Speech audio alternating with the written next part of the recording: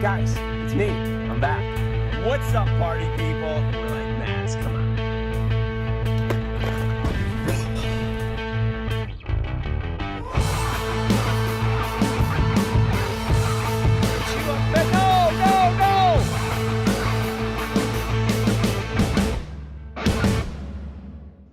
All right, this show is taking a turn for the. Oh. Sweep the leg.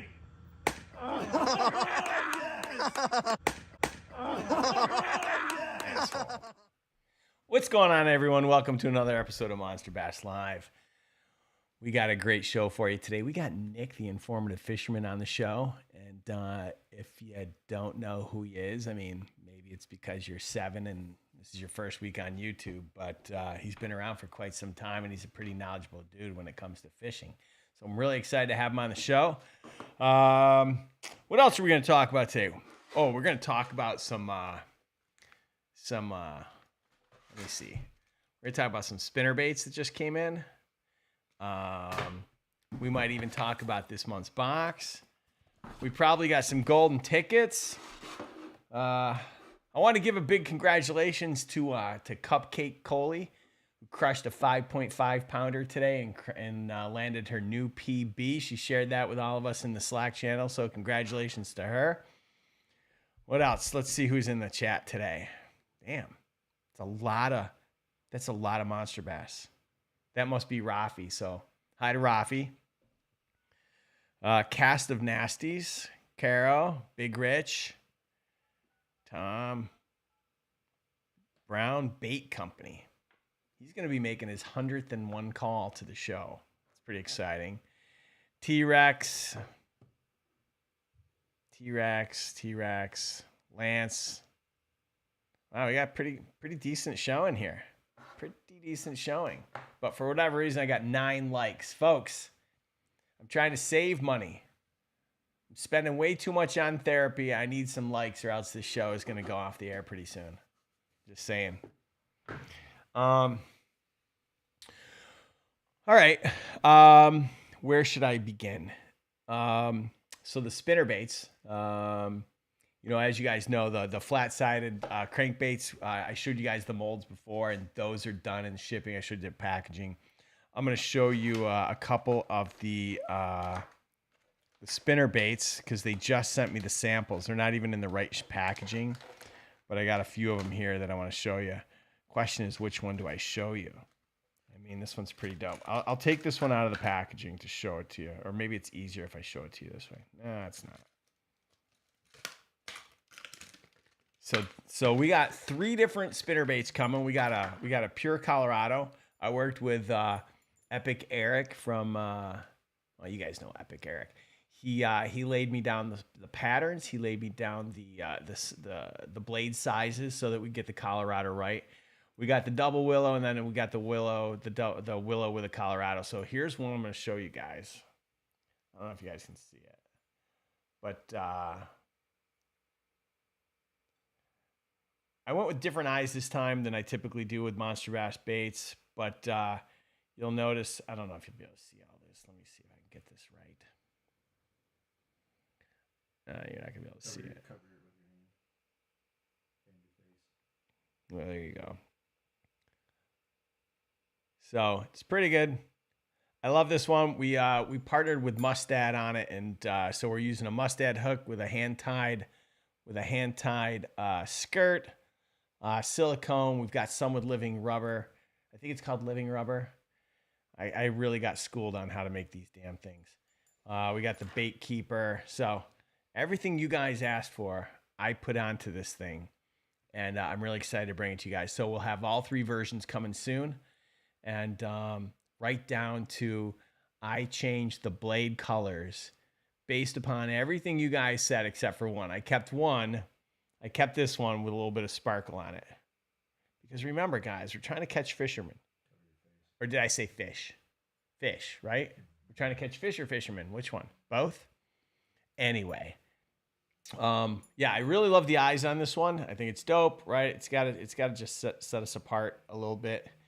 And And then I went with the crackle pattern with some sparkle on top. And I got all the patterns. I got all the ones you'd want. The chartreuse, the whites, the perch, the bluegills. I mean, I even have Morning Dawn. And we've got Chad Spawn. So all that, and I got, 2 more likes. I'm seriously, thank God Nastia is here. Jared's wife is here. So I just booked a healing session with her. It's going to cost me $200. So if you guys need any kind of healing, whether, you can't catch fish,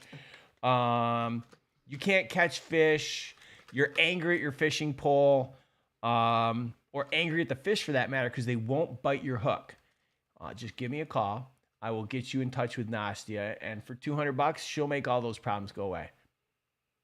I mean, just on that alone, I should get 20 likes. Not getting enough likes, Nastia.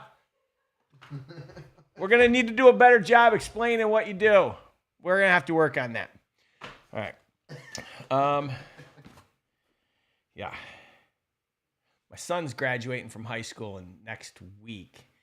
And so, at his mom's house, she called me up. She's like, how soon is too soon before I can move him out of his room and move the baby into his bedroom upstairs? I'm like, I don't know.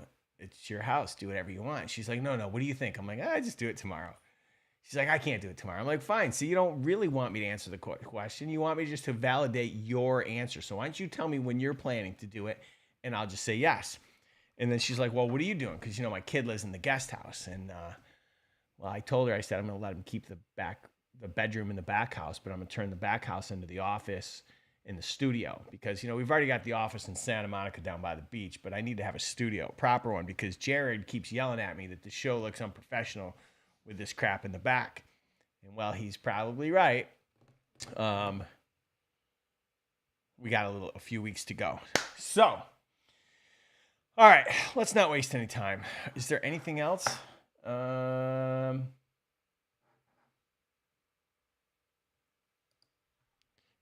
what we're gonna do before we bring Nick on. I'm gonna give you a quick. Are you guys? Have you guys been getting these MLF trading cards that come in the box? There's 80 different cards because there's 80 anglers on the Bass Pro Tour, and you got one for everyone there. Of course, I hooked you guys up with a new sticker. I don't know if anyone's seen that one. That's pretty dope. But it's golden ticket time. Now, last week, I called out some names, and I got so much hate mail because you guys are all sitting on your numbers and all that. And I thought, all right, here I am trying to make the masses happy, and I didn't get it. So it's golden ticket time. Go find your golden tickets. I'll call out some numbers. Ready? First number, 10948 10199. If you're sitting here watching this show and you're like, what in God's name's a golden ticket? Well, your Monster Bass box comes with an individually numbered golden ticket. I call out your name. You're helping me clean my garage because I'm going to send you a prize pack. And it's going to make me really happy because I'm going to be able to get the Range Rover in the garage. So I am ready to roll. What else? Have you guys seen that bait? Oh, that is a 3-inch half-ounce lipless. It's a collaboration between Duckett, Bill Lewis. It's legit. Anyway, yeah, it's in your box, along with a lot of other good stuff that maybe we'll talk about later. But we don't want to waste time. So we're going to open up the hotline. I'm going to say it again. We're going to open up the hotline. That's code for you to open up the hotline, Jared. Fine. On the thing, it's got to say it's on. Doesn't it? Yeah, click the live eyeball. Oh, Jared. Where? Okay. There, it's on. Here's what we're going to do. By the way, Jared, I need all these photographed. Yep, I figured. Here's what we're going to do, folks. I'm going to leave all these with Jared. He's going to photograph them for the catalog. And every person that calls in with a question is going to get one of these. If not, you'll have to wait till they come in the box. But if you call in with a really good question, and for Nick, you're getting hooked up. So Spaceman, you call in with a question, perch is yours. Let's not dick around. We've got a great show, like I said for you. We got Nick on the show, and we're going to bring him on right now. So, if you don't know Nick, we're going to spend the next hour. You're going to get to know him up close and personal.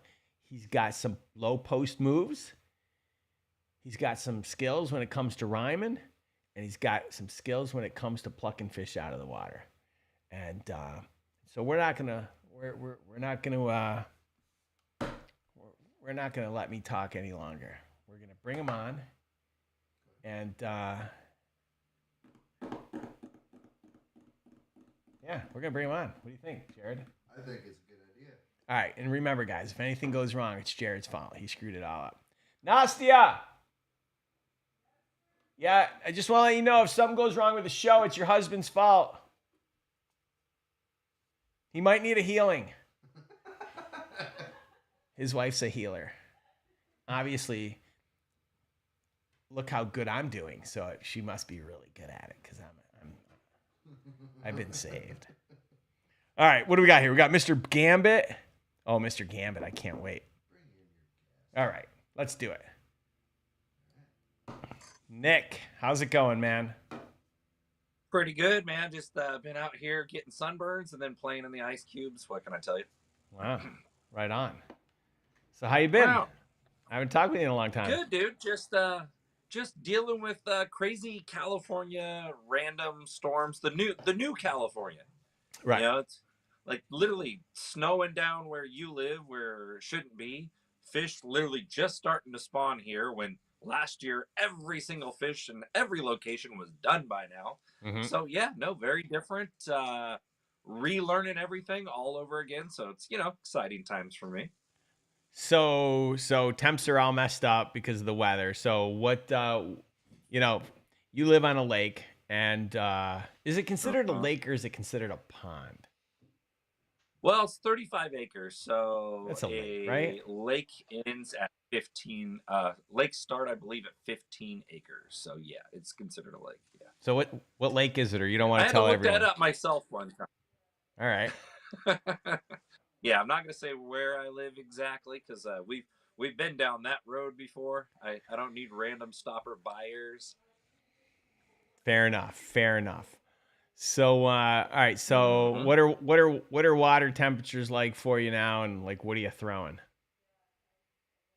So very interesting out here on the West Coast, and I know a lot of you people probably watching from the Midwest and the South. You don't deal with it too much, but usually on the West Coast we don't have like really hard cold snaps. And when I say cold snaps, guys, I'm going to try to just define my fishing terminology, whether you know what it is or not. Some of you may watch and not even know what that means. So cold snap means when you've had steady weather, nighttime temperatures, let's say they're 55 degrees for a week straight, and all of a sudden they drop down to 40, 35, 40 degrees. That's a cold snap. A couple days over. And what that does is it messes up the temperament that the bass were in. So our water temperatures, for the majority, I would say we're averaging close to 65 degrees. The incubation period for bass starts at around 58, 60 degrees. And all that means is females' eggs are maturing. So they're going to move up and start spawning. Yes, you could have had fish spawning 4 weeks ago if they found a pocket with sun on them and 58 degrees. But what happens when you get these cold snaps, a lot of those staging fish that were moving up shallow get into this funk. They pull back off the bank and they suspend. Can honestly be one of the trickiest times in the spring to catch fish. And if you go out there and you're like, dude, this is supposed to be the pre-spawn and spawn. I don't see any fish shallow and I can't get bit. What happened is you got into some sort of cold snap funk or something happened. A lot of new water came into the system or something got put into the water, which changed the temperament of those fish. So a lot of our lakes, that's what they're going through right now. We had a 20-degree daytime shift and almost a 25-degree nighttime shift. So it definitely played havoc. And this is going to go into the first thing that I'm seeing online right now that I'm going to bring up with your people right now. Okay. You will always see everyone out there, my top 3 and my top 5 baits. Well, I tell you what, guys, if you had any of the top 3 baits that anybody's told you in the last 2 weeks and your temperature dropped By 20 degrees, and it was pre-spawn fish, none of those reaction baits are going to get touched. That's where you have to go back to they're not top 3 or they're not top 5 and pick up Old Faithful Wacky Rig, Old Faithful Drop Shot, or Ned Rig and still get it done. So fishing's a game of knowledge. That is literally the best part about bass fishing, is owning a ton of lures and learning how to apply all of those different lures depending on the scenario or situation. And so that's why that whole top 3, top 5 thing drives me bonkers, even though it does apply when conditions are steady. Sure, but given the weather that we're having here in California, and quite frankly, in a lot of the country, you might as well throw that out the door, right? I mean, yeah, absolutely. Yeah, it's it really depends, guys. And I've tried to get in the habit over the last 5-6 years when I'm shooting videos, and I don't do as many videos as I used to. I became a primary, like a spokesperson for a bunch of international brands and lure designer for a bunch of top companies, Yamamoto, Savage Gear, Plano, doing a bunch of stuff for these guys, Headbanger Lures. So I've got out of the habit of saying March, April, May, June, December. What I like to refer to oftentimes is water temperature, and I think that helps a lot more. Now, granted, if you're bank fishing, yeah, it's hard to get a quick read on the water temperature unless you're bringing a little thermometer with you, and putting it in there. But it makes more sense, because if you live in Louisiana and you're talking to a guy that lives in Wisconsin, when he says April, it means nothing to the guy in Louisiana, and vice versa. You're fishing completely different worlds. He's at the top of the bun. He's sitting on the sesame seeds, and you've never had sesame seeds on your water, okay? And I'm talking about the hamburger, and everybody else that was reading what you two were talking about were on the meat, and they're in another completely different world. So it's really like, you want to get out of the habit of saying, you could say spring and things like that, but if you start learning and paying attention to when you caught fish for a time of year and the temperature, you were way better off, because bass are very, very critical when it comes to water temperature. And that's, I'm talking spotted bass, smallmouth bass, largemouth bass. There's very active times. So if I say the spring, I could be referring to 55 degrees up to 70 degrees. Yeah. You know, and you don't really know. And you're like, well, it's spring for me. I live in the south of the United States, but my water's 82 degrees. Well, guess what? That's not the spring I'm referring to.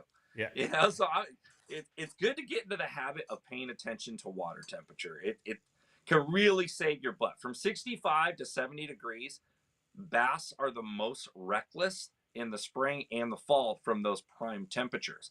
And you'll know this because I want everyone listening right now to think about this experience. Sun was up, it was calm, you were throwing a vibrating jig or a top water, and it's like, dude, these conditions were not right.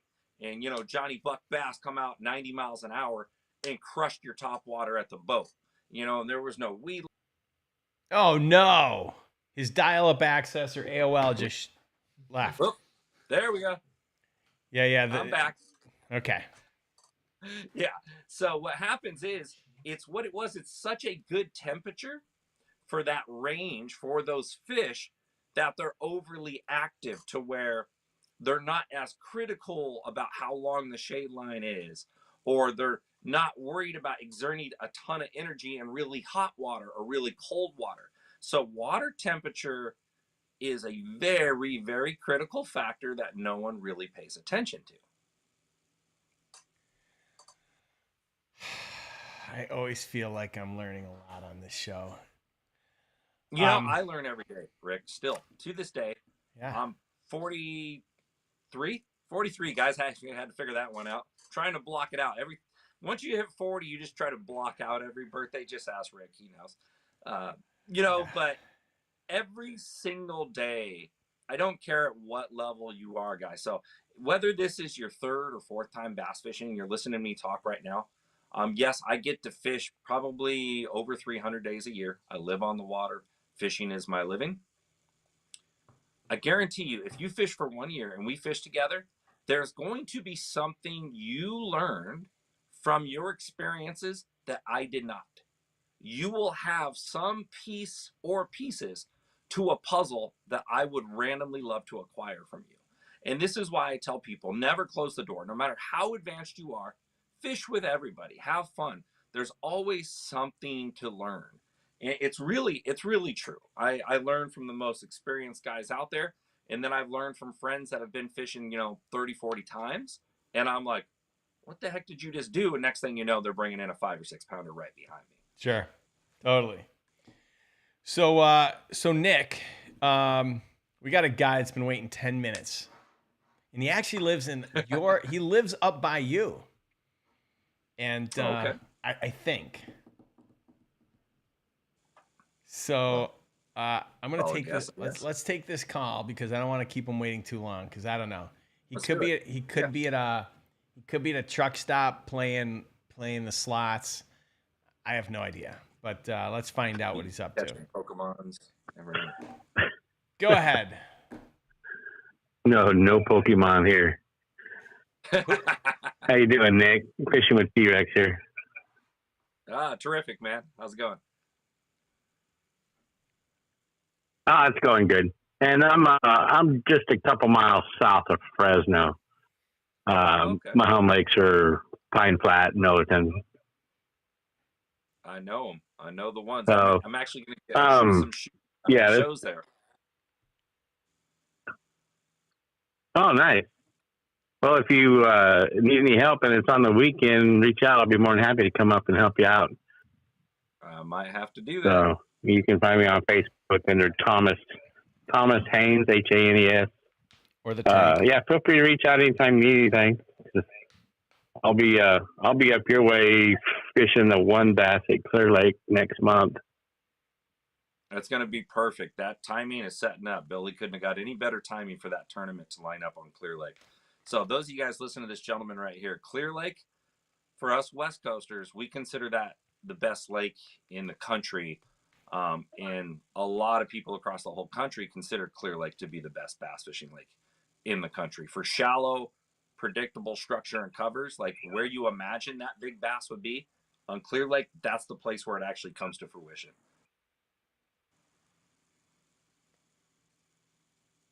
Yeah, Clear Lake's phenomenal. Never been. So with Rick coming out with that new set of good-looking spinners he's bringing out, and I love spinner baits, what's your go-to trailer? I myself like to use a 4-inch Kitech. So, couple of opinions on spinnerbait trailers. When you're fishing a spinnerbait, you need to keep a couple things in mind. Are you fishing it to imitate bait fish, or are you fishing it Colorado bladed style to where the water's so dirty you're trying to get the fish's attention? Because how I choose my trailers at those moments is very critical as well. Yeah.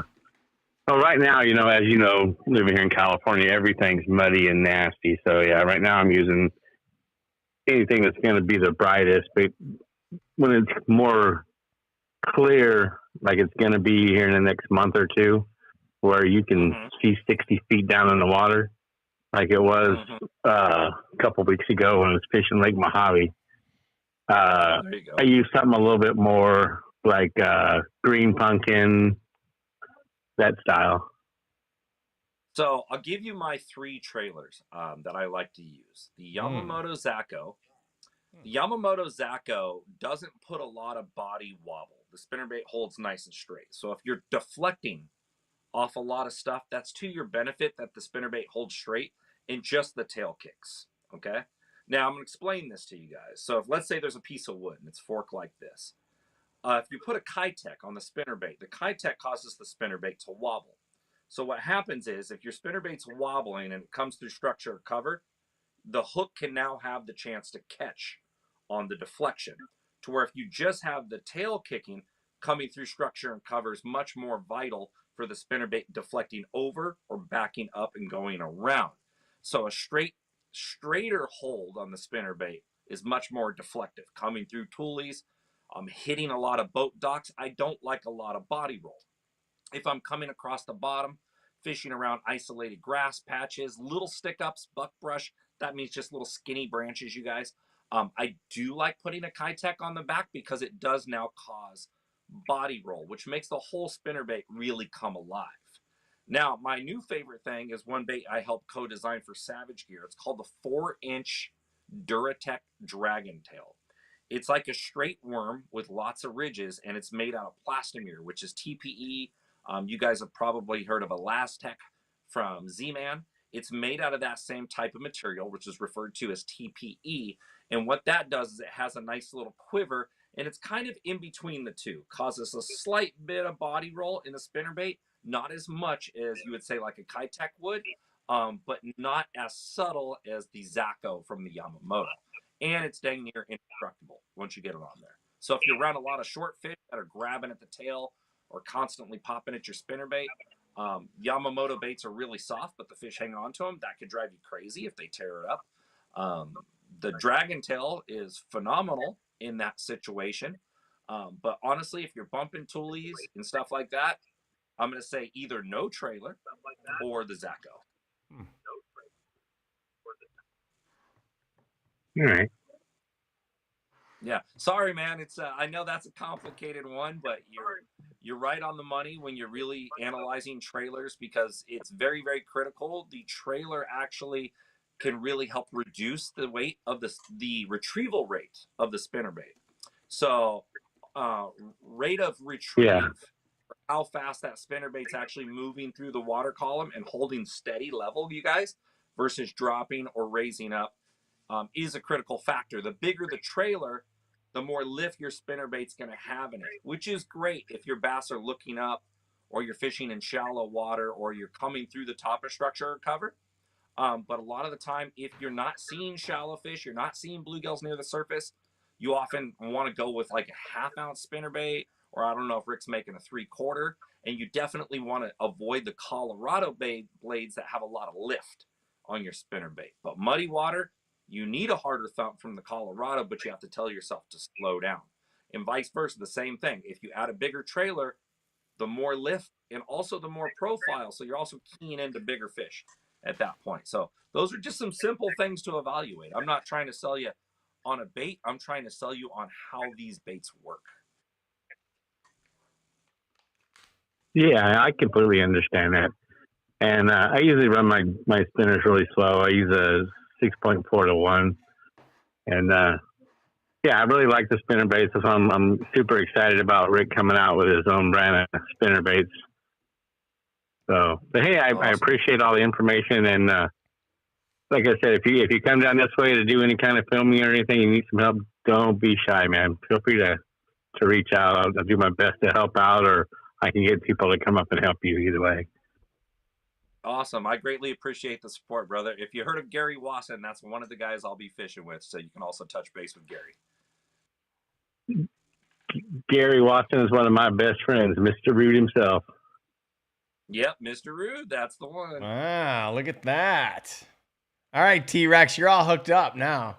So, right? Yeah, no, hey, Gary is a phenomenal fisherman. The tournament I'm going to fish next month, he actually took second last year. Nice. Mm-hmm. Yeah, Gary's a stud. Hey, Rick, I do have a question for you. Yes, sir. I was told to ask you how well the dinner come out the other night at Rafi's house. Rafi steaks were phenomenal. Literally, they were That's phenomenal. what I love to hear. Yeah, reverse sear. He had it all dialed in. He was rubbing his meat with all sorts of stuff, and yeah, solid. And then he had a few too many drinks and gave all the leftovers away, and his kids went to war with him. He had to go buy steaks the next day because they wanted leftovers, and he had none left. Yeah, that's funny. Yeah, solid. So, all right, well, I'll let you go because I know Mr. Gambit's probably on hold, and no, I can't wait to hear what he's got to say today. Hey, Nick, I appreciate all the information, and you guys have a great day. Yeah, T-Rex, thanks for calling in. And once Jared photographs all 24 of these spinner baits, I I will let you have your pick of one. Well, you just let me know when you got them up on the website for sale. All right, man. Because I'm actually running low on spinner bait. So, all right. You got it, bro. Take care, man. All right, that was. Ooh, I hear the rain pouring now. Is it pouring there? Oh yeah, I can hear it banging off the garage door right now. All right, let's take this next call. Go ahead, caller. Where are you from, and what's your PB? Hey, I'm from Houston. It's over the shoulder fishing. All right. You know my PB. It's like 5 pounds. It's like still bigger than mine. It was 5.02. Oh, so mine's bigger. You're the only caller that's ever called in that I'm bigger. See, there you go. Yeah, thank you. Thank you for helping me with my ego. I appreciate that. You and I can work together. You and I can work together, and we'll try and crush our PBs. I do what I can when I can. Right on. You got a question for Nick? No, no questions. I just wanted to say to Nick, man, love the rods. I know we talked about the rods before. I talked about the rods with Rick before. He got mad at me because I'm not buying his rods. I bought your rods. But I wanted to say the six pack has been doing me really good all year, last year, and I just wanted to say, give you that shout out. And Rick, yes, I am gonna buy some monster bass, some more monster bass ones. But I just wanted to give credit where credit was due. You should. To Nick. Yeah. Much appreciated, brother. Thank you very much, man. I try not to toot my horn to you guys, especially because I know Rick's selling rods at Monster Bass. No. We had on. You guys don't know. Go for it. I am the owner and curator of stixfishing.com. That's the first complete set of 6 multi-purpose bass rods to do everything and every technique that you can possibly do. We sell them direct to consumer to keep the cost way down. Buy them and try them. Best warranty there is in the business, guys. We got you covered. Just fishermen that wanted to give back and create superior equipment for much lower cost. So stixfishing.com, if you haven't checked it out yet, please do. There you go.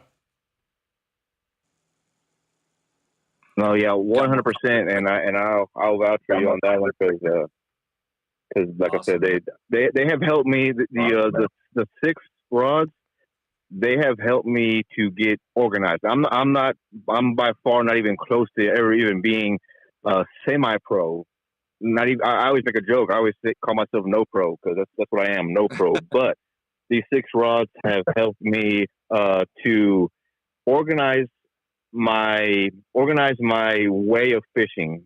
And like you said, 1 through 6, you can get you a baseline of what you need to go out in the water and have what you need ready. I know a lot of other guys, I'm on a kayak, so I can't carry 15 rods with me. I can, but it won't be a very nice show.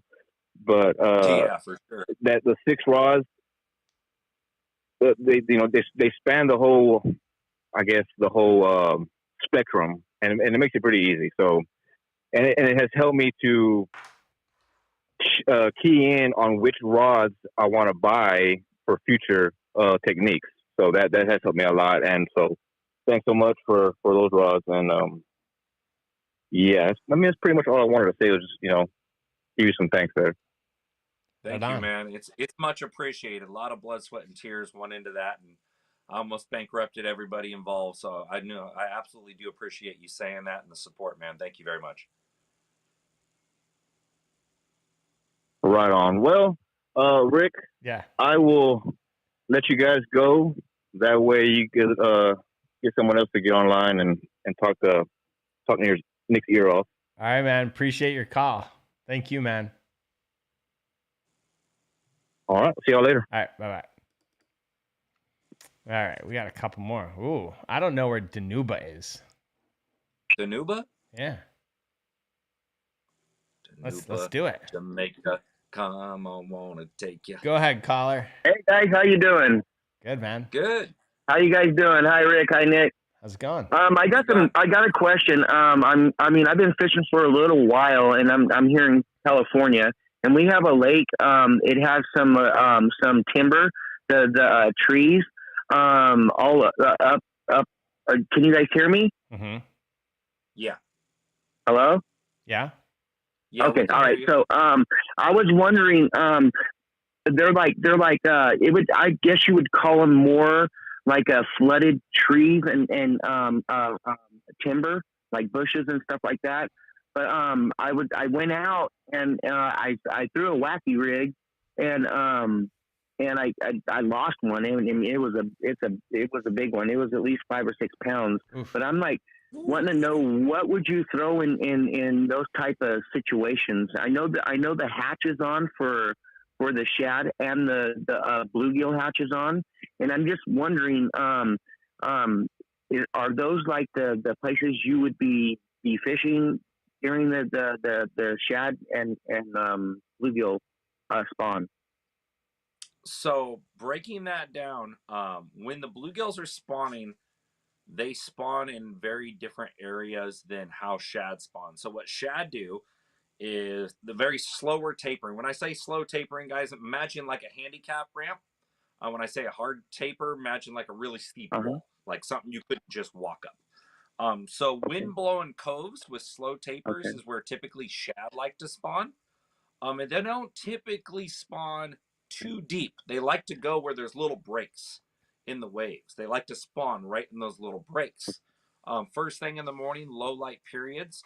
If you know there's shad spawning there, get yourself a spook, get yourself a fluke, shallow running jerkbait, flutter spoons, wacky trick worms, wacky senkos in bait fish colors.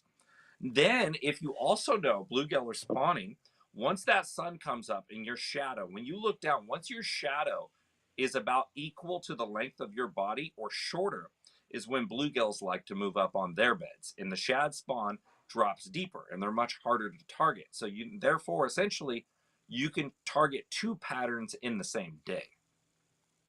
Now, what works remarkably well around bluegill beds is a lot of the time you'll see bluegills bedding, and it's fascinating to see all those little holes. All right, but what you don't realize is there's a lot of bass just sitting deeper of those with their bellies in the soil looking up. And they're waiting for one of those spawning bluegills to drop its guard. So oftentimes, I actually like to hit those first with a popper, just a topwater popper, like a popper. It doesn't matter whatever popper you're partial to. Something with like a white feather, and I often take a little chartreuse highlighter, and I do the feathers. And the reason for that is chartreuse is only present in bluegills that are under 4 inches. The only thing that has chartreuse that I know in freshwater, at least for the West Coast, I don't really know. I'm pretty sure it's just bluegill, and all the species of sunfish have chartreuse highlights when they're juvenile. But I highlight the white feathers on a popper, just the tip with chartreuse. The reason why that is those juvenile bluegills are much, much easier for a bass to swallow. And they prefer, because bluegills are coin shaped. So like a 3 to 4.5 inch bluegill is preferable for a bass to eat versus a big one. I know this because I throw a lot of big bass bluegill swim baits. And if I drop from a 7 inch to a 4 inch, I will get just as many big ones on that 4 to 4.5 inch range. And I've also lived on a private lake where I've witnessed this with my own eyes numerous times, to where a 5 or 6 incher will swim right by an active bass sitting in a tree and he'll target a smaller one. So it's kind of baffling to see that. And I just think it's because they're harder to swallow. And the same thing goes for bigger crappie. But I like to start with a popper first. And I'll give you my basis for this. I throw the poppers to the outside of the bluegill. If you can get one to come up and get your popper and hook them and pull them out of there, you can throw the popper again. Sometimes you'll get 1 or 2 bass that are camping a bluegill bed. I mean, they set up camp. They got their pork and beans down there. They're sitting there in their wife beater waiting for a bluegill to mess up. Now, if you throw the popper again and you don't get any love, and what you're going to see is a lot of the time the bluegills will come up and pick at those feathers. And when the bluegills leave their guard down, another bass will lift up. So as long as you're getting bluegills to peck at your popper, keep throwing it until the bluegills lose interest. Now, this is where a bait that you don't hear about very often, a tube. good old tube, a gets it, whatever you want to call a tube. If you don't throw a tube, soft plastic green creature bait like a brush hog will also work remarkably well. Green crawfish like the Yama craw will work. And what you do is you throw that into the bluegill beds. You shake it around, okay? You shake it around in the bluegill beds. It irritates the bluegills. The bluegills show distress.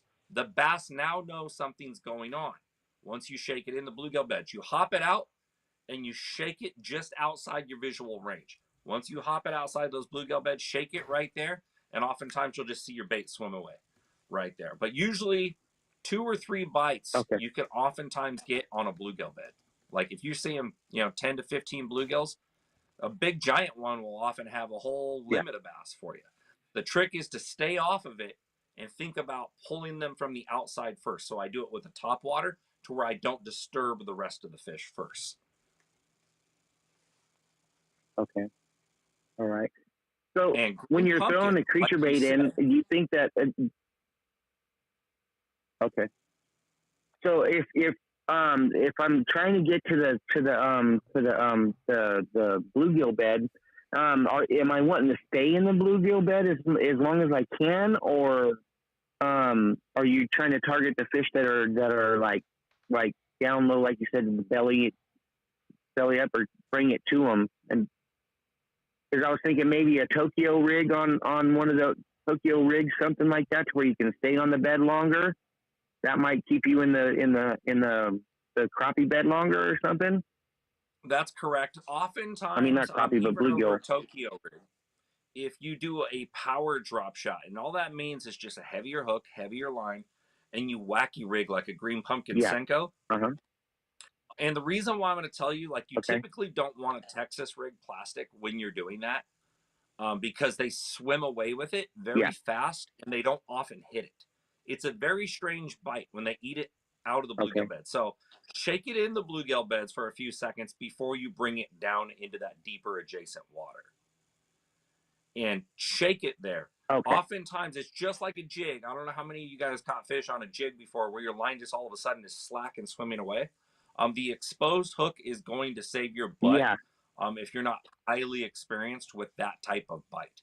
If you are highly experienced, go ahead and Texas rig it in case you have growth around those bluegill beds or they're in brush. Go ahead and Texas rig it.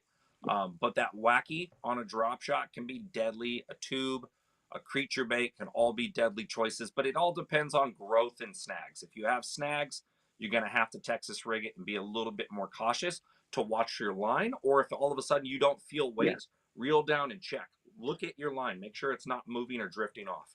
And if it is, reel down till you hit pressure and lean back on them.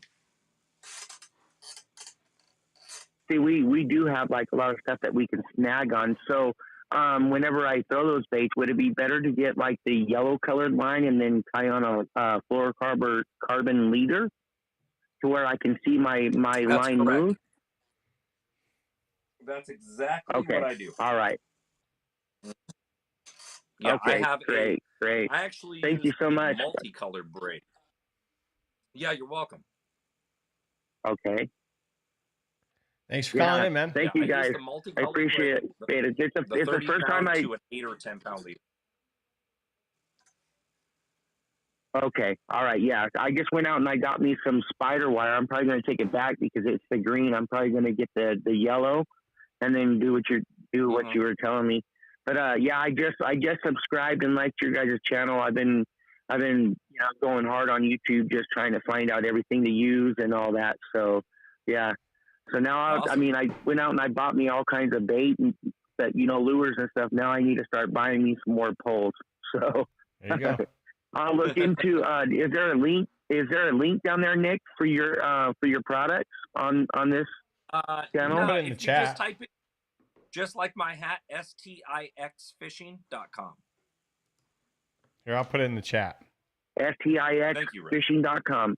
Okay. All right. You got it, Chief. All right. Thank you so much. I appreciate you guys. There you go. I put it in the chat for you, man. Yeah, no problem. You know what, guys? Here, let me show you something real quick. Hold on. This is a non-sponsored thing again, but one thing that's really critical if you guys use braid whether you're frog fishing or anything, you need one of these giant Sharpies. All right. Now I have a giant Sharpie in my shop, in my sponsor boat, in my fun boat, and in my jet boat. And I have what a I giant do, Sharpie. I'm not sure if you can make that out. I take a razor blade and I cut a slit through the middle of that. If I have my braid that's multicolored or faded out white, I will take it, put my braid in there, and rub it up and down. And even if like you're punching, now you have a 3-foot black section, and it's also a really visual line indicator. If you fall down there, all of a sudden you'll see that whoop, that little black section jump, and it's a nice little strike indicator on a windy day. Or if you're throwing a weightless worm, you don't want to get tight because then your worm's going to pendulum away instead of free falling.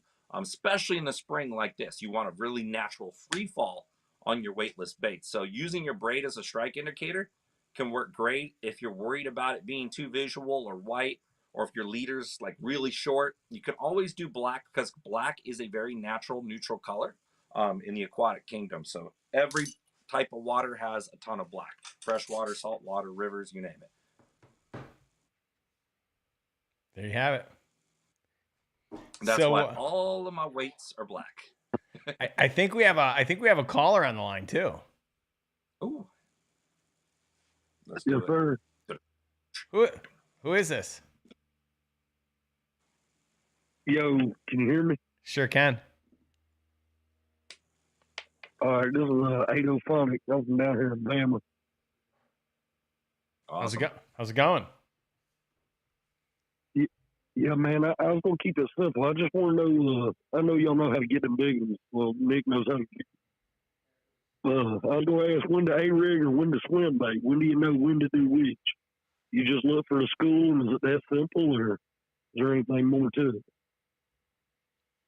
I think we might have lost Nick. Hold on. Uh-oh. A big fish question. Big fish question. You stumped him. Hold on. Let me just see if I can get him. Yeah, you don't want to give them away. You asked the big... let's see. Hold on.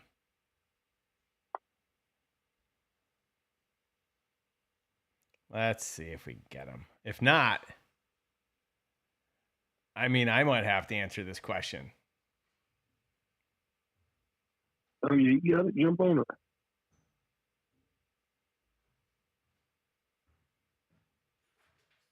I think we lost him. We lost Nick. Nick has AOL. Here's what we're going to do. Here's what we're going to do. You ready for this? What's up? We're going to bring in the birthday boy himself. Yeah, we're going to bring in a birthday boy himself. Why get the answers from me when I can bring in knowledgeable people like the birthday boy? So I'm going to bring on Gramps. Gramps, you there? I'm nowhere near the informative fisherman. That dude has been out for 14 years with 400 plus videos of knowledge and millions of views. I can't even pretend to know a piece of what he knows. Well, you may not be able to pretend, but I know you can answer this question. When to throw the A-rig versus a big swim bait? I don't throw the A-rig here in Indiana. We're limited to 3 hooks. I mean, I know a lot of people, you know, my brother will throw it quite a bit in the early season, trying to catch those, you know, lethargic coming out of deeper water bass. You know, but we fish a lot of rivers and, you know, pits and lakes that may not match up as well as, say, Texas or, you know, the bigger bass lakes where a lot of the guys will throw the A-rig quite a bit. I'll tend to throw a swim jig more often, especially in areas where, you know, you're around old grass, old lily pads, things like that, just because it comes through the cover someplace where, say, my chatterbait or a spinnerbait, you know, won't, or even an underspin. A swim jig with a brush guard and a nice paddle tail, you know, can kind of get the job done year round. And you'll see a lot of people mixing that up with, you know, the bigger swim baits and things like that. But I just don't do a lot of A-rig throwing. Well, I appreciate it. Oh yeah, but I mean, you can you see them in places that they're allowed. They catch monsters. They You know, catch you a look lot. at a lot of you look at monkey balls and others. I mean, it's just you're imitating those schooling fish, and you know you want the bigger bass are wanting to maximize the amount of energy that they're expending to feed, and if they can nail a bunch of fish, you know, right there, it's a good choice for them. Yes, sir. We do a lot of dirty water fishing. That seems to pay off pretty good. Yeah, oh yeah, dirty water. I'm all about the chartreuse, the darker colors. You know, I'll throw a black and blue chatterbait, the white and chartreuse. You know, just something that just contrasts the water. If it's like that, you know, mocha, what I call mono Starbucks, kind of chocolate milk looking stuff, that's when I'll go more black and blue. If it's super dirty, you know, any kind of chartreuse, black and blue, even black is great in, you know, really dirty water. We live with a lot of that in the early, like this time of year when we get a lot of rain. You have all that mud being washed in all the banks and the rivers, the creeks, and even the ponds that we fish in. Yes, sir. I appreciate it. You get back to your birthday, beating the pinata, and maybe they'll find Nick.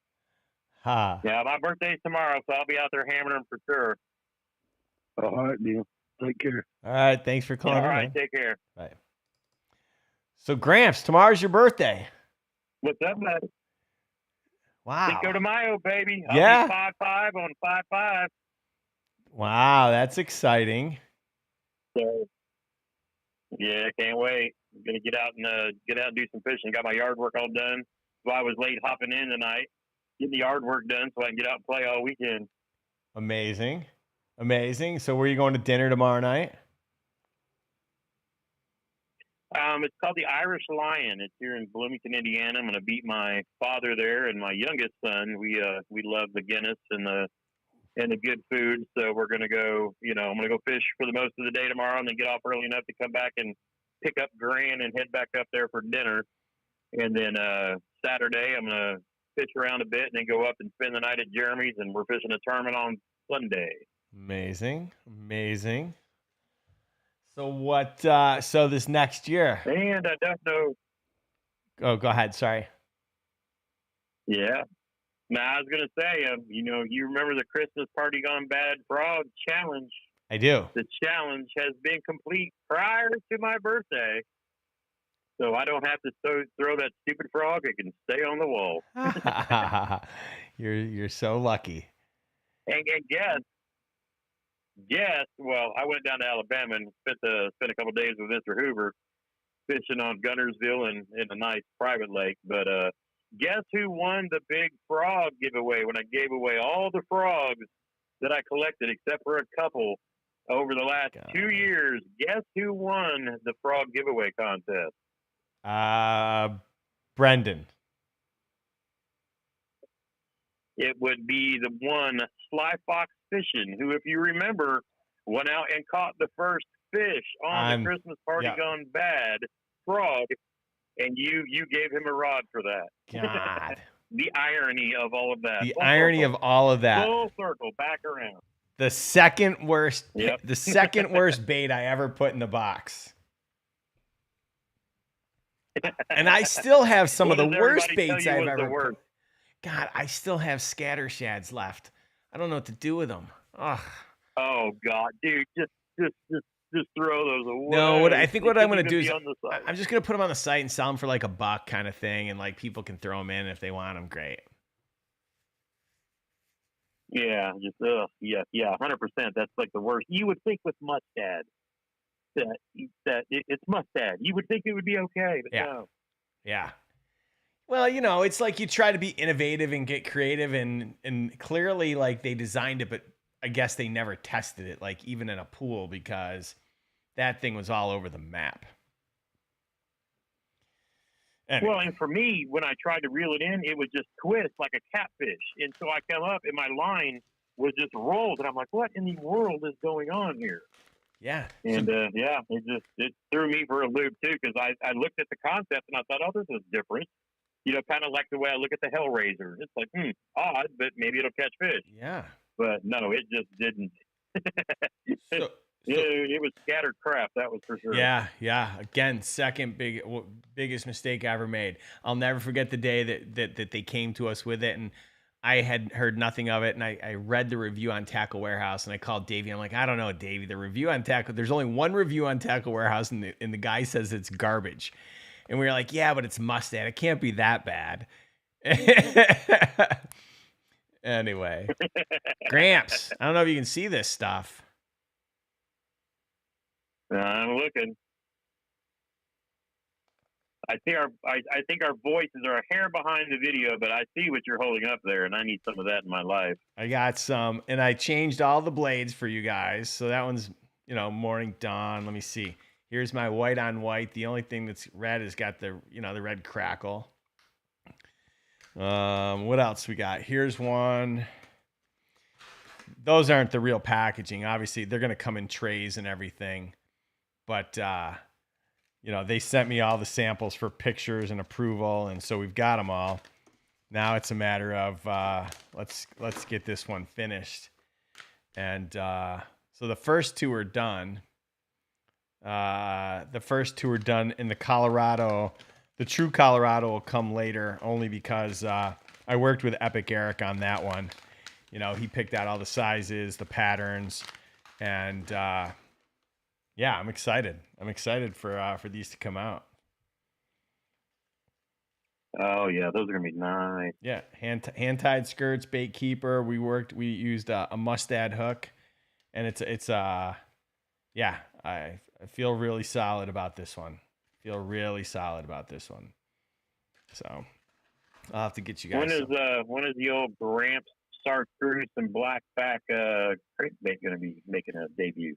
Or are we allowed to talk about this? Yeah. No, the flat-sided crankbait should be, I approve the packaging. They're just making them. We'll be done. They'll ship in May. Oh, okay, cool. Yeah. Those, I think everybody's gonna love, me and crankbaits as it is, but that one had me excited. It's like, yeah, now we're talking.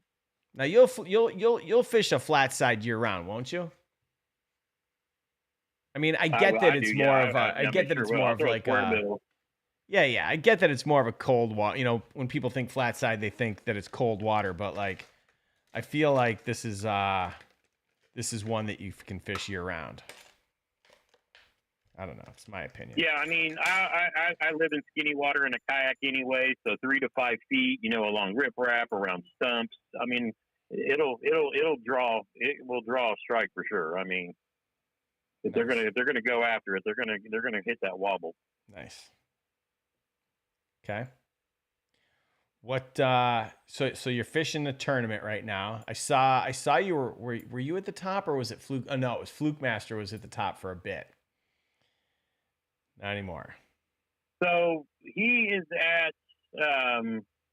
He's fishing several different ones because we have a bunch of different challenges going on. Mm-hmm. So he's got his team for Knucklehead.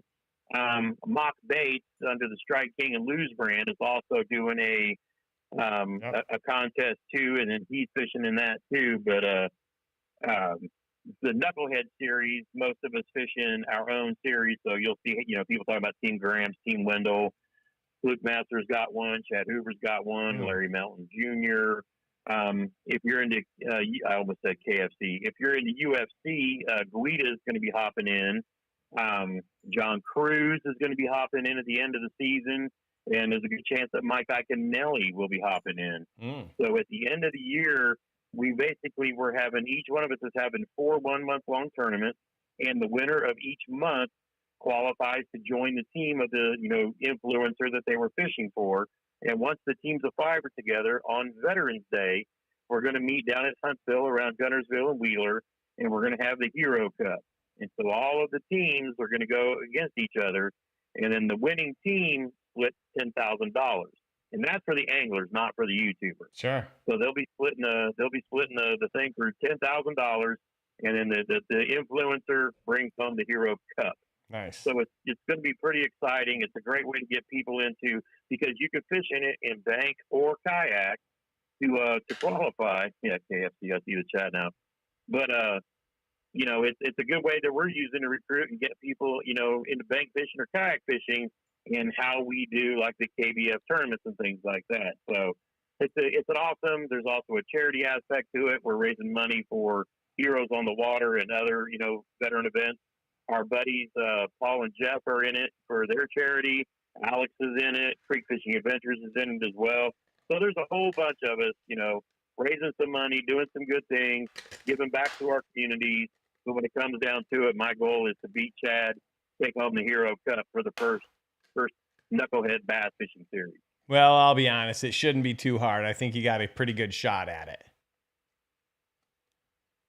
Well, I mean, it's his home water, and, you know, you still got Fluke Master.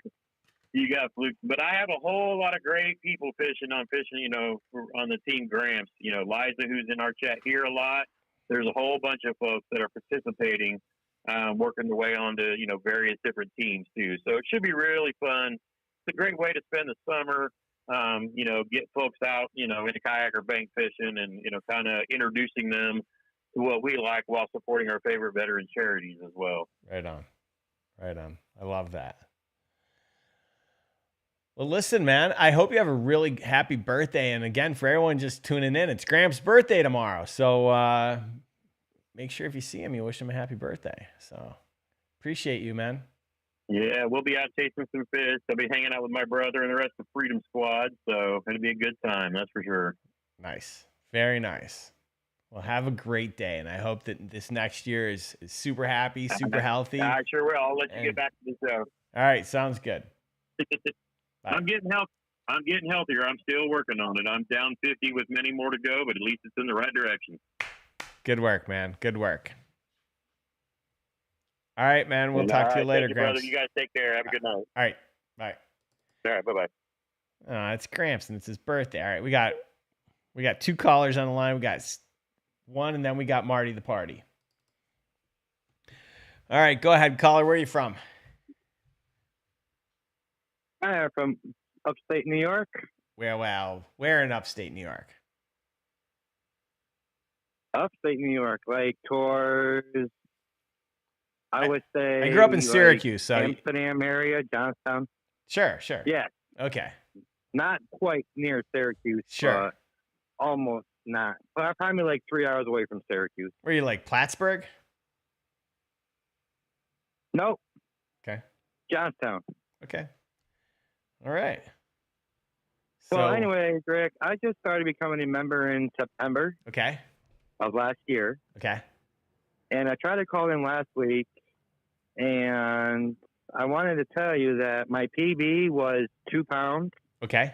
So I went fishing 3 weeks ago when we had some warm weather, finally. And I went out to the river, and usually I'm on the lake with my kayak and fishing, but I decided to go to the river on a Sunday. Amazing. And I broke my PB Sunday. Amazing. What'd you catch? I caught a 5 pound smallie. Holy! Did you please tell me you got video? Yeah, I got a picture of it. Oh man, you got to send it to me. I need to see it. Congratulations, bro! 5 pound smallie. I will. So big. 5 pound smallie. Yes, sir. Yes, sir. It's 19 and a half. 19 Oh and 3/4, almost 20. That's yeah, so I was good. using one of them shad colors, silver and black, and I was fishing it. So weird thing was, I was like, well, one more cast. I've been fishing for a couple of hours. Okay. And I'm glad I did take that one cast because that's when I caught that 5 pounder. Oh, dude, that's so good. I'm so happy for you. That's amazing. Oh, so am I. It's killer. It's a tank. You should see it. Oh my God, it's a tank. Oh my God, that's so good. That's so good. That's a respectable number too for us, especially on a smallie, right? I mean, that's so good. Yeah. Yeah. Dude. And I bought a license plate, 5 pound club now. You and me both. That's the same license plate I have on my phone, on my car. Nice.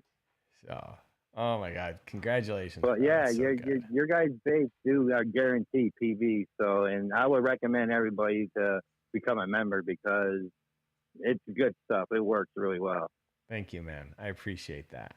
Listen, we try to do our best, and look, at the end of the day, No problem. we're just trying to help everyone have more fun fishing. So if we can teach you one thing and you can go out and use that the next day, great, because we can all learn. Doesn't matter whether we're a pro or whether it's you and me. Oh, I know. That's true. Yes, sir. So yeah, I have that picture. How do I send it? Or email it. Where do I send email it to me at rick@monsterbass.com. All right, hold on. Let me write that down. Sign a pen. Okay. What is it again, Rick? Rick@monsterbass.com. Rick@monsterbass.com. There you go, bro. Okay. Awesome. I will do that, and then you're gonna be like, "Oh my God, that's huge!" I can't wait. Thanks for calling in and sharing that with me. I'm so happy for you. Oh, thank you, Rick. All right, buddy. All right, later. All right, bye. Oh, that's so good. I love when we get calls. Hold on. Someone is in here. Listen. All right, so Jared, just so you know, this is why I fired him, and he's trying to work his way back, because whenever something goes wrong, it's never my fault. It's Jared's, and Jared already left. He took his wife to go get sushi, and he's like, don't worry, I'll be back later. And I'm like, what are we supposed to do in the meantime? I don't know how to work this thing. I'm just the on-air talent. I'm not the technology guy behind this. Pretty soon I'll be all alone. Because Rafi's got to go pick up the kids. He won't be in the chat. So then it's going to be me and a bunch of technology sitting in one of the bedrooms in the house. God, I'm so mad. We are so firing Fix. Ugh. Okay, who said that? Oh, Triple. You live between Erie and Ontario. Where? That's Buffalo, basically, right? Because both the lakes kind of connect. So where do you live? Where do you live, Triple? Because I can tell you where I grew up in Syracuse. My father was from Batavia. My mother lives in Westfield. And she's got a house on Erie and Chautauqua. So I'm pretty well versed in that area. So I'd love to know where it is. But in the meantime, we're going to bring on, he is so fired again. We're bringing on Marty the party. He's coming to you live from California. So let's get him on the line. Marty, go ahead, sir. Hey, what's up, Rick? What are you doing? You eating some KFC, some finger licking good? Hell no, there ain't no KFC around here. I might go up to Habit Burger here in a minute. Ugh, Habit's not that good. It's a little overrated. It's overrated. Either that or I can go down and eat some bar food. Well, I might go to the bar because, you can take average food and turn it into some pretty quality grub after a couple cocktails. Yeah, but I got to get up at 4 a.m. to drive to the airport. Your point. Yeah.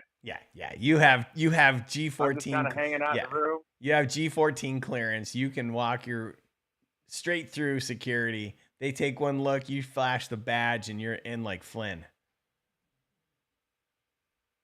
Yeah, they won't even check my bag yet. Yeah, I hear you.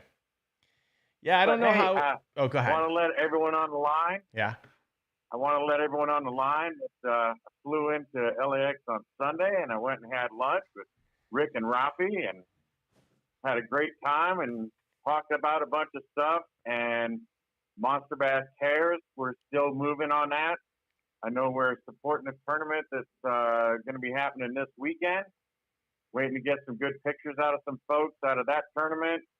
And, if anyone wants to donate to Monster Bass Cares, and we support any tournaments that sponsor the, disabled vets, PTSD, first responders. We go out looking for these folks holding these tournaments, and we like to send them stuff from Monster Bass to give out as prizes, or they can raffle them off however they need to maybe get more money for their organization. So it's a really great idea. We're still moving on it. So, if you want to donate, hit that Venmo that's sitting there right on your screen and donate some money to Monster Bass Cares, and we're going to keep this thing moving. And I'm really hopeful that we can continue to do this and get more product out to more of these veteran and first responder tournaments and just do our thing. Well said. Appreciate you. I appreciate you leading the charge and good taking. Sales pitch. Yeah, well, I like I said, I appreciate you leading the charge. We couldn't put this program together and support the veterans and all these organizations without someone leading it. And so appreciate that, man. Yeah, it's a lot of fun. I get to talk to a lot of interesting people, and they tell me what they're doing, and it's just great. Working with these different organizations and talking to them and finding out what they're doing. It's really cool, and I really enjoy it, and I'm very proud to be able to do it for Monster Bass. Appreciate you. And like Marty said, if you look at the screen, there's a QR code. All you need to do is scan that code. If you want to donate some money, 100% of it goes to Monster Bass Cares program. We publicize every time we use any of the money. We give you a full accounting, so you never have to worry. We're not taking, we're not putting that towards my management fee or my salary or anything. We're using this money strictly for product. So you're in good hands. But Marty, do you have a question? Yep. Did you have a question for Nick? Yeah, I want to. Hold on. I'm going to get him. I want to know when the ultralight rods are coming out. Oh. The ultralight spinning rods, and when are you going to get those spinner baits out, brother? Okay, so is that a question for me or for Nick? For you. Okay, so Nick isn't on the line. Well, I'll get him on the phone. All right, but I'll answer all those questions. So all these spinner baits, they will be done this month, and they'll be shipping to me. The ultralight rods. So last week we had Will Stewart from Doomsday Tackle, and he's the guy that designed all our rods. And Doomsday makes a great rod. They make the 47, and that's a hell of a rod. And he explained how he made our rods. He also designed the ultralight series that we're producing for the aggressively average anglers. They had some specific requirements and requests. The first model came in. We didn't love it. We made a bunch of changes, so it's going back. We'll get that back probably in 10 days. And then, as long as Burley and Paul bless that model, the ultralight series will be made, and we'll have those in 45 days. Cool. Yeah. Yeah, I'll tell you, man, that guy that's developing those rods, smart, man. He's like he was doing some engineering. Yeah. Yeah. That guy is very knowledgeable, and I think you picked a good guy to team with to develop your rods. He's a really smart dude. Yeah. I mean, like you said, he was with Abu and Berkeley over in Japan, it was obvious, right? You could listen to him talking about the rods and the engineering behind it, and why they flexed a certain way, and why he's designed them the way that he did, and how the Japanese market looks at rods differently from a construction standpoint. And yeah, last week's show was really there was some sick knowledge. And I agree with you. I think we made a really good choice. I mean, look, we've shipped the first order was 1,000 rods, and we've had one break, and it's a no question warranty, right? Like we had one that there was a little too much epoxy on the tip of the eye of the tip, and so all right, that stuff happens. But we've had one break, and so knock on wood, I feel really. I mean, 1 out of 1,000 is pretty solid so far. And, we just placed a second order, and, we went from 1,000 rods in the first order to this time we ordered 5,000. And I feel like, those will probably last us. I think they'll last us through the fall. We'll have to have another order in time for Christmas. But I feel like that's pretty good in our first year to go through more than 10. We'll order more than 10,000 rods. I feel like that's pretty solid. So, I mean, I have no idea what, no idea what to expect, but I feel pretty good. Yeah, that's awesome. And we talked about some stuff over lunch, and Rafi has to hit me up again because I got some good ideas for him. And, you know, when push comes to shove, I know we have a veterans group that it's two guys, and they get a bunch of guys out on their own boats to support disabled vets and guys with PTSD. And they're definitely going to be looking for equipment. So I think it'd be awesome that we use some of the Monster Bass Cares money to push out some fishing rods to those guys, because they said they're looking for equipment, and I think that would be an awesome thing to do. So we raise money, and maybe we're going to ship some of your Monster Bass rods out to a couple of these organizations too. Get them out on the street. I have some. I've been catching fish on them. I bought 2 of the spinning rods. They're awesome. I love them. I'm waiting for the ultralight because, you know, I do some river fishing too. Yeah. And, I think your track record on your rods is really equal to the track record of the product that you put in the boxes every month. Thank It's you. fantastic. I really appreciate you saying that. Thank you so much. Yes, sir. So. And, you know, you look at all these other, I don't know, crazy looking stuff that other people put in their boxes, and you compare it to Monster Bass, and it's nowhere near the quality.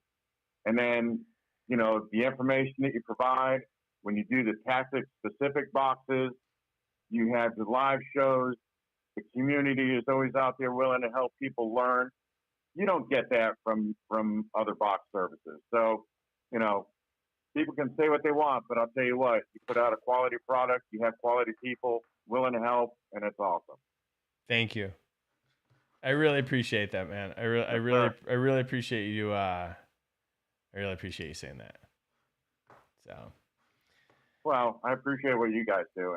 Thanks, man. You know, T-Rex and Gramps and the other guys that support the veterans, they do their thing too, and it's fantastic. And those guys are always just a wealth of knowledge and good people. You got good people in your corner, Rick. I do, and I'm very blessed. I'm grateful that you're in my corner too. So thank you, and I hope you have safe travels back. It was really great to meet you in person and actually put a face to a name. And I'm glad that we had the opportunity to get together, you know, you, me, and Rafi and grab lunch. So it was great. Yes, sir. It was awesome.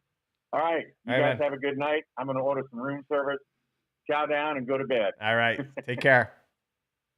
Bye. All right. Thanks, buddy. Bye. All right. Let's go. I think we got Nick on hold. We might be able to get him back. Hello? I am on hold. Well, what do you got? AOL dial-up over there? Well, yeah. Only about half the viewers know what that sounds like. That's true. That's true. Now, yeah. The question is, can you take a call while you're on a call with me? That's sure. Let's do it right now. I'm going to take a call right now. My next caller needs no introduction. All right. Go ahead, caller. Hello there, Nick, and hello there, Rick. Rick and Nick on a Thursday. That's got to be some kind of miracle. We got a rhyming name. What's up, buddies? It is Mr. Gambit on the mic. Glad you guys are here. What's up? What's up, man? I see all the new gear is coming. I see the spinner baits. Can't wait for you to give me a pack over here, Betty. It is that spinner bait time. Got the energy. I like it. He is. It's Mr. Gambit. I mean, it's the season for the Blazers. Yeah.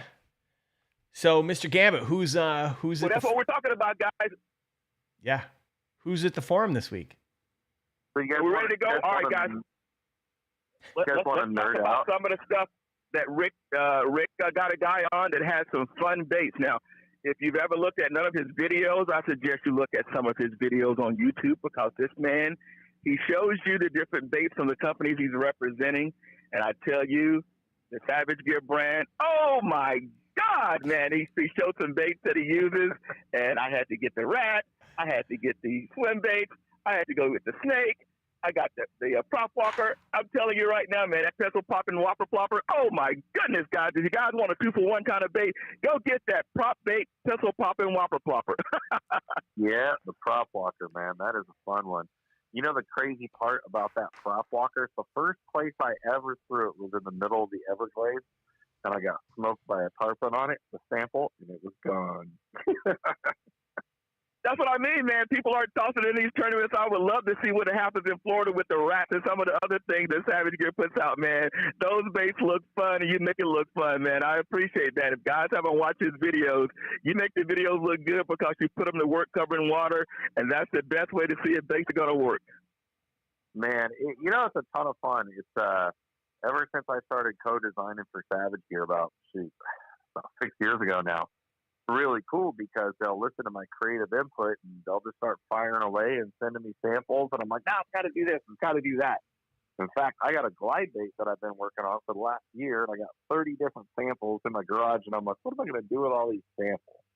And it's just they're listening to every little critique I can make, and 2 weeks later, a brand new sample shows up. So really living the life for that, but they're a company that's truly going out of their way to make exceptional products. So it's an absolute blast working for them.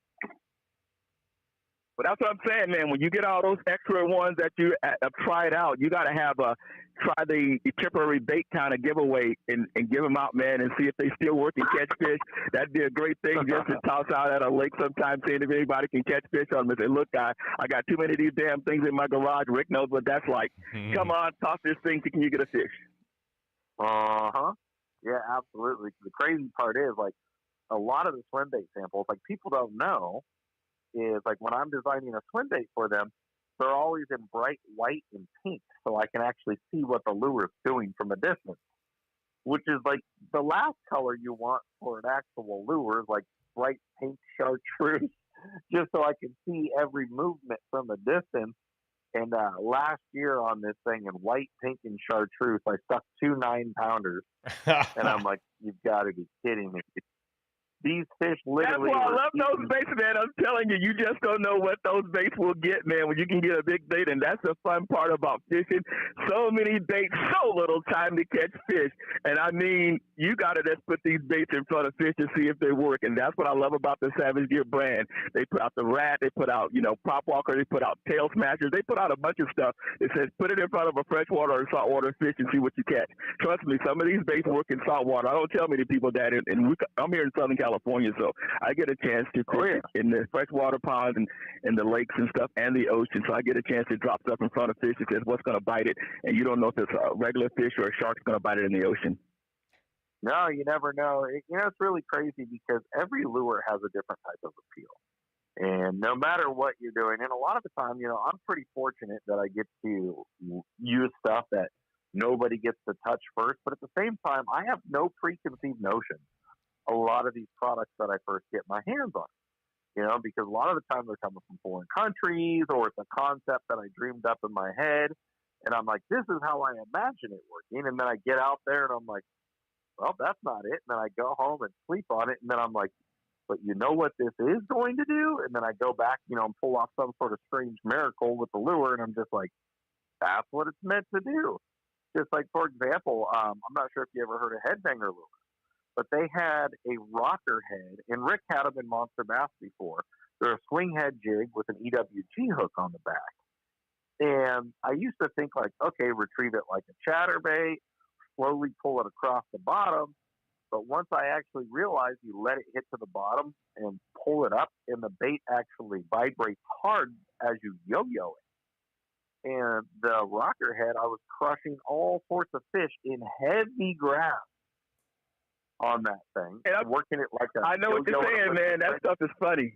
I was talking about some of the baits they made last year with my son. My son asked me, he says, Dad, what's some of the new things they got? I said, guys, they got baits they call the Hellraiser and the Slobber Knocker. And he says, Dad, don't say that around the grandkids. I said, trust me, guys, these are real big names.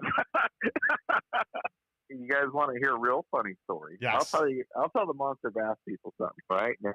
So if you guys don't know, I'm a designer for Pure Fishing as well. So I'm working on a frog. I can't give too many details, but after Slobber Knocker won Best New and ICAST product, I said, well, if you guys are going to use terms like that, I have a name for this frog. And the board of directors said, no, no, no. And everyone else was screaming, yes. I wanted to call it the camel toad. The camel toad. I'm telling you, when Rick come out with another frog, the next name of Rick's frog is going to be called Gramps Misery. And anybody going to say, what frog you throw? We threw Gramps Misery. Can I call it Can I call the frog the camel toad? Have at it, man. Have at it. Oh my God! They told me no. Yeah. Not shocked. Said, well, all right, you guys are missing out on that one. But that's what I'm saying. We love what you're doing. If people look at some of the videos you put out, man, you're putting out some of the new baits and innovative baits that people haven't heard of, and that's what I like. That looking at some of your videos, and I came across, I was like, does these things work? And man, some of those, I'm going to tell you, those swim baits work like a Huddleston when you drag it on the bottom. People don't realize you can save some money and drag a swim bait that looks like a Huddleston on the bottom of the lake and catch a fish. Yep, exactly. It's the RTF Pulse Tail, the one he's talking about, you guys. It's very similar to a Huddleston, looks like a rainbow trout, but it has a top hook built in, and then a stinger hook with a 250-pound stainless steel wire that goes back to a stinger treble that's in the top back of the tail. So if you deal with a lot of short striking fish, you can catch those. So, yeah, it's a lot of people don't know, have me on here, Rick. I think it's an interesting history. So I started as the first full-time fishing YouTuber. Me and Fluke Master were going back and forth for years, producing a ton of content. I became a spokesperson and a product designer, and that's kind of taken over the last 5-6 years for me, to where now a lot of the content you see coming out for me is through these different companies. And a lot of people are like, hey, where's the normal YouTube content? And I literally throw up content randomly on TikTok, Instagram, Facebook, YouTube, wherever it seems to go, you guys. So I am not your 2 posts a week sort of YouTuber guy. I'm not a vlogger, but I am behind tons of the brand new products coming out. So if you follow me on Facebook or Instagram, I'll often do sneak peeks of, like he was saying, a lot of the new products that are coming out, stuff that people haven't seen, or I'm testing it out there. I know this year on Wire to Fish, me and Gerald Swindle are supposed to battle to see who the best skipper is. So it's going to be really good. I don't know if you guys even heard of that new Yamamoto Tanuki? Yeah, that Tanuki looks like a boo-boo. Yes, it does. Exactly. So when they said, dude, Nick, you got to try this, and I released a video. It's starting to explode right now on Facebook of me skipping it with one hand.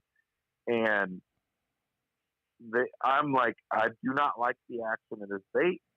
It doesn't do anything. So as soon as I started skipping it to the fish, next thing you know, I'm like, okay, it catches the crap out of the fish. I don't know. I'm going to tell you what it reminds me of. If you could use like a Ica, you know how the Yamamoto Ica, if you drop it down on their heads and do it like an Ica, put it dead on top of the head, let the little thing wiggle at the top, and see if they bite it. Yep. Yeah, but the fat Ica has a lot more action than the Yama Tanuki. If you guys have not seen the Yama Tanuki, you're going to laugh when you bring it up, guys. It looks like a bowling pin. like a chubby little bowling pin that has no action, but they absolutely love the thing. You know, it skips great, and I'm working on a new product for Yamamoto that I can't really talk about too much, but it's going to be one of the best new target casting baits there is. But this Yama Tanuki is hilarious because oftentimes you'll hear like, you know, this action, that action, this action. Well, this bait literally has none. And it reminds me of a bait I designed, helped go do for BWAP back in the day. And one of the designers, he called it the patate in French, which just means potato.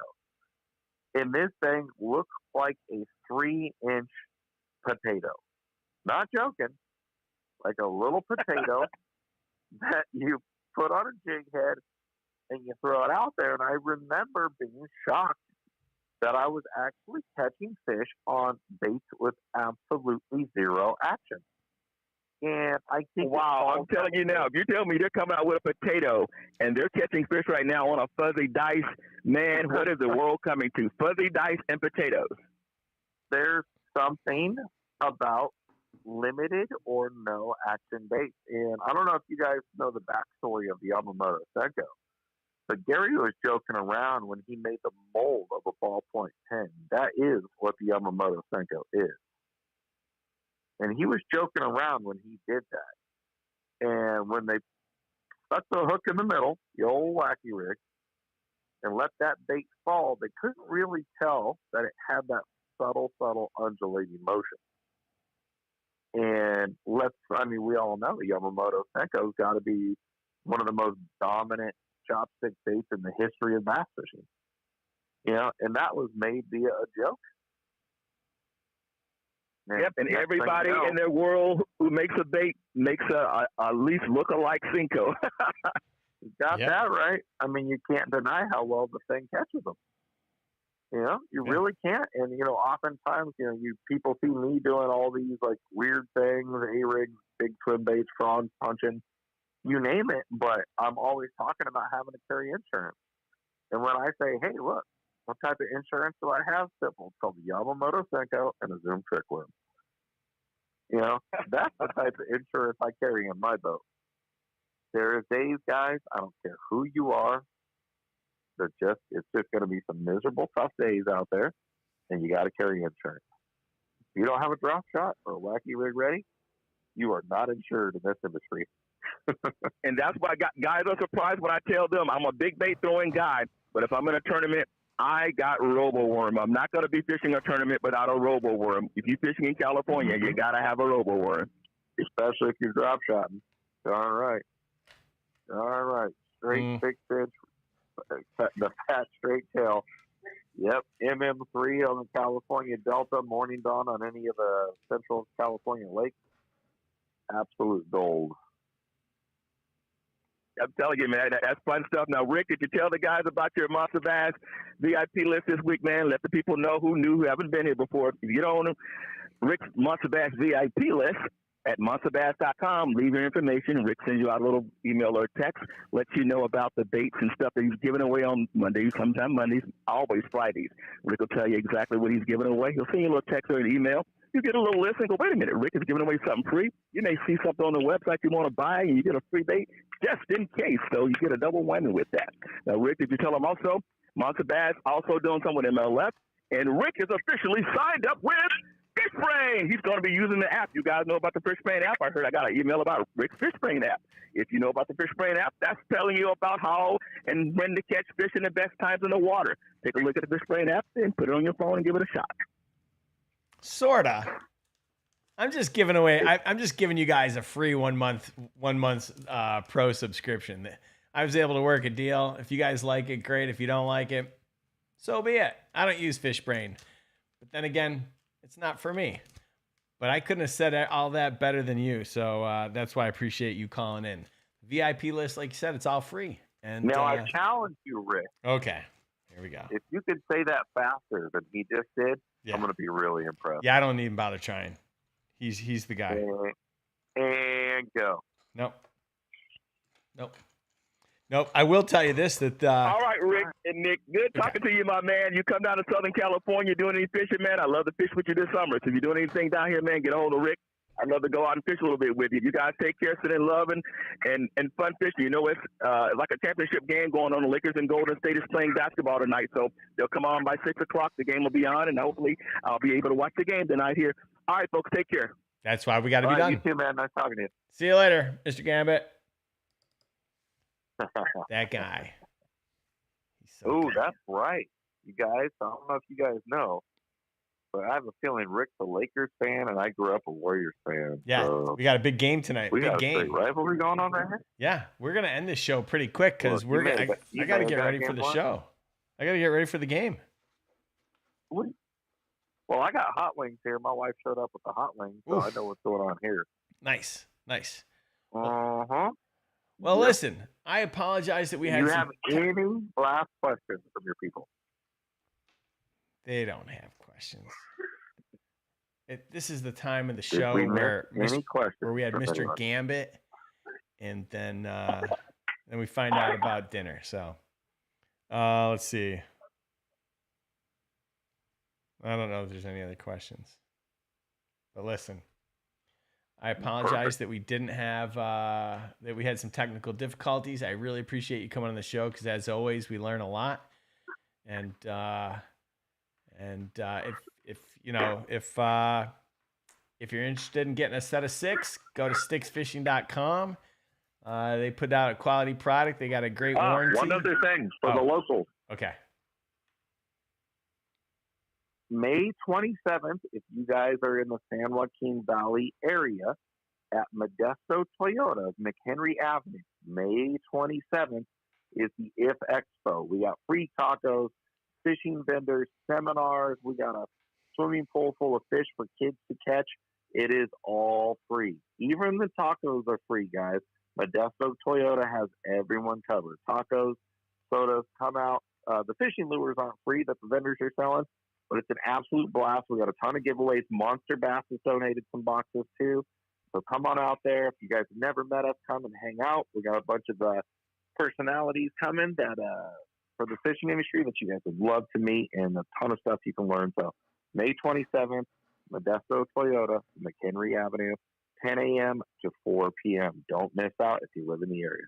Don't miss it. All right, man. Thank you for coming on. I hope I really appreciate it. Hope you and the family are great, and we'll talk with you soon. All right, Rick. Have a good night, dude. Go Warriors. Thank you. Go Lakers. All right.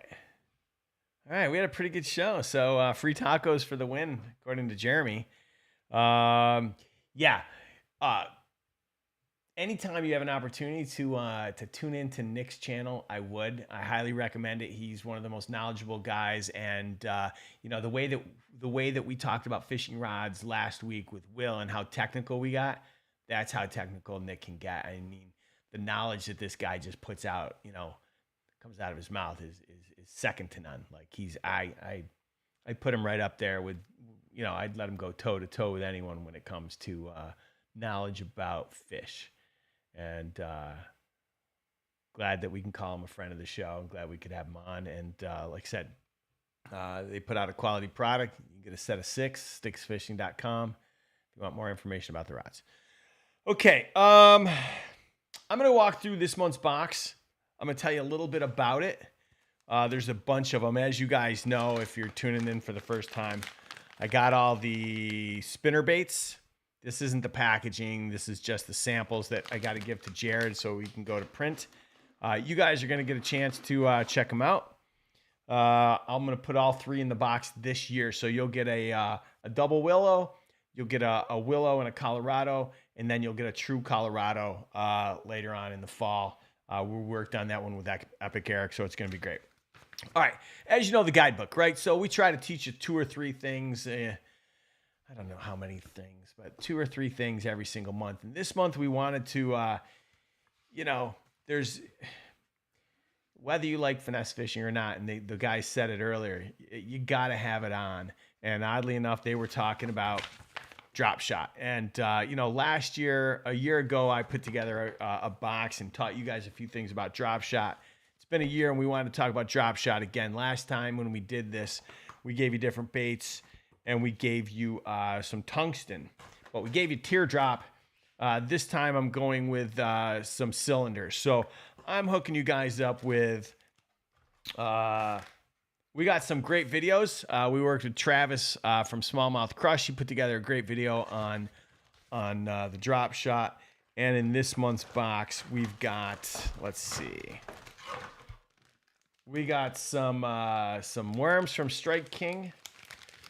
We've got these drop shads from Vietnam. I don't know if you guys have ever fished these before, but these are dope.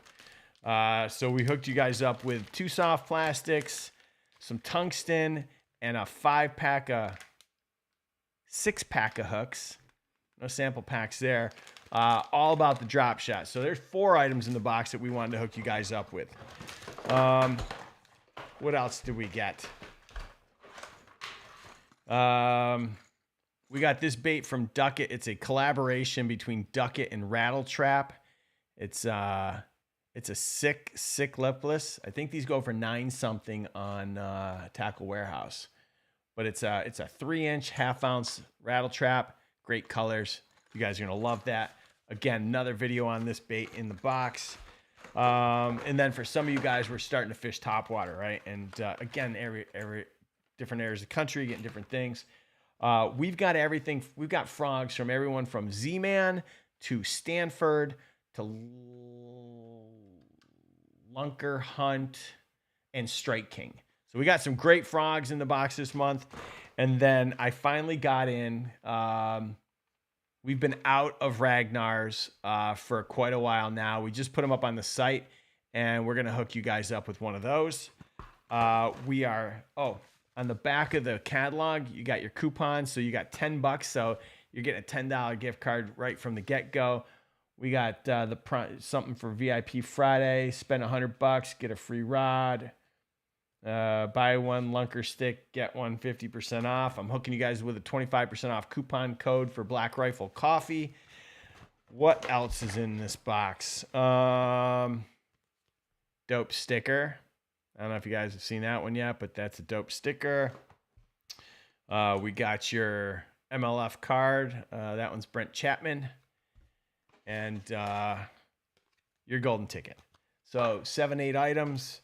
Bunch of coupons, a lot of video content, and first time Duckett Baits has been in the box, so I'm pretty excited about that. First time Stanford's been in the box, and it'll be the last time that you'll be able to get Ragnar in its current form, because I'm going to change out the hooks. I'm going to make some changes, and we're coming out with some new stuff. So this is your last chance to get this one. I had placed one order about a month ago. I was able to get these air shipped over because a lot of you guys wanted this in the best of box, but I wasn't able to get it for you in time. So you're gonna get it now, and it'll be the last time it makes it in the box for the foreseeable future. Okay, let's do a couple golden tickets. Let's say goodnight. 08957 and 08336. So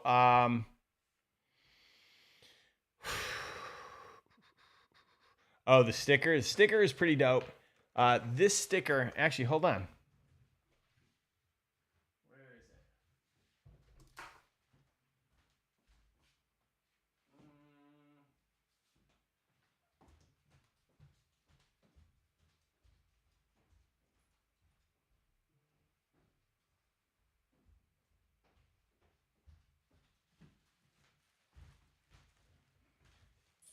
Yeah, I'm back. Okay, so that sticker is also, we had them made into patches. So we're having new hats made. So here, these are actually patches. So these are the patches. We're going to sew these on a bunch of Richardsons. So we got those. We got that. And we got that. So we got three new patch hats coming. I think you guys are going to love it. But look, it's been a great show. I'm going to let you guys know. I'm going to let you guys go so that hopefully you guys can watch the Lakers defeat the Golden State Warriors tonight. That's right. I said it. The Lakers are going to take down the Golden State Warriors. I feel really confident about it. I think it would be really big if they took 2 on Golden State's home court. And there you go. So let's see. Need a boat carpet sticker. We ordered more. So what else? Yeah, we ordered more boat stickers. What else you got? There's only 4 golden tickets tonight. Jared only gave me 4. Sometimes it's 6, sometimes it's 8. Tonight it's 4. So I'll see you guys later. Someone asked about making this in orange. I will make this with a new logo in orange again. I will get that ordered for you right away. Plus, we ordered 7 new shirts. So there's a ton of stuff coming.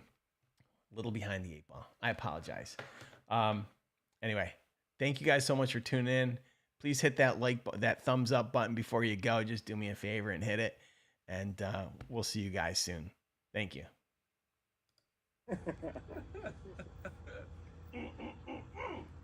Sweep the leg.